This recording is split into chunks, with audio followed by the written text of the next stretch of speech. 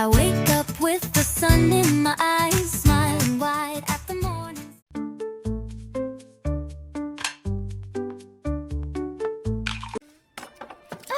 You're doing it wrong. I am aware. You always start with the bread first, then the peanut butter, then the banana, then you close it, then you find the box. How do you know that? Because that's the order that works. You just started in the middle and now there's honey on the counter.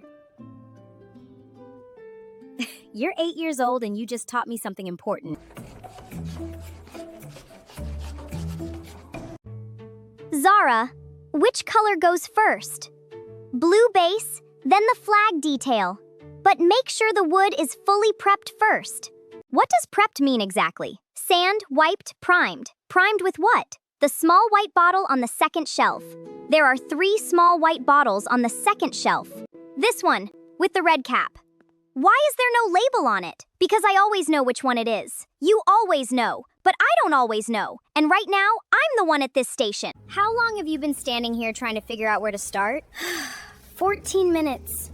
14 minutes with no boats painted, because the steps are only in your head and not written anywhere that anyone else can follow. When you say it like that, I'm not blaming you. I do the same thing. We all do. We learn how to do something, we do it the same way every time, and we forget that other people can't see inside our heads. This is what today is about, a proper one. Not just the steps in someone's memory, but the step written out in order so that anyone on this team could walk up to any station and know what to do. like a recipe.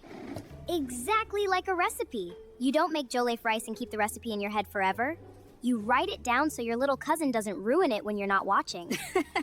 That is very specific. It happened. The point is, a process has 3 things: steps, an order, and a goal. You need all 3. The goal for painting a toy boat is a smooth, evenly painted boat with the correct colors ready for the next stage. Now, what are the steps to get there? And what order do they go in? Lindy Wee, you figure it out. Me? I don't paint. That's exactly why you should do this. The person who doesn't already know something is the best person to design the process, because they'll ask all the questions that the expert forgot to ask. All right, first question. Is this dry enough to touch? You check by pressing gently near the joint. If it moves, it's not ready. That's step 1. Check the joint is solid. Write that down. Think about your school kitchen. Every day they make the same meals for hundreds of students. They don't make it differently each time depending on who's cooking. They follow a process, the same steps, in the same order, using the same amounts. That's why your lunch tastes the same on Monday as it does on Thursday.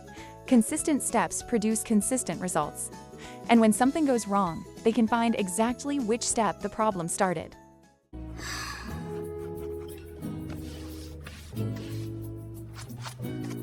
These are good. Really good. I followed the process. You did. And that's the whole point, isn't it? We should write down every station's process this week while we're thinking about it. Already on the list. Semira, I timed it. Lindia's first 3 boats before the process was written down took an average of 8 minutes each with 2 mistakes. After the process was written, 4 minutes each, no mistakes. I got faster by going slower and doing it right. That's the thing about a process. It feels like extra work at the beginning, but every minute you spend doing it right the first time saves us 3 minutes fixing it later. Steps, order, goal, every time. This week's challenge, pick one thing you do every day that sometimes goes wrong. Map out the steps. What order do they happen in? Is the order the problem? Try it and let us know in the comments. Steps in order, trailblazers forward!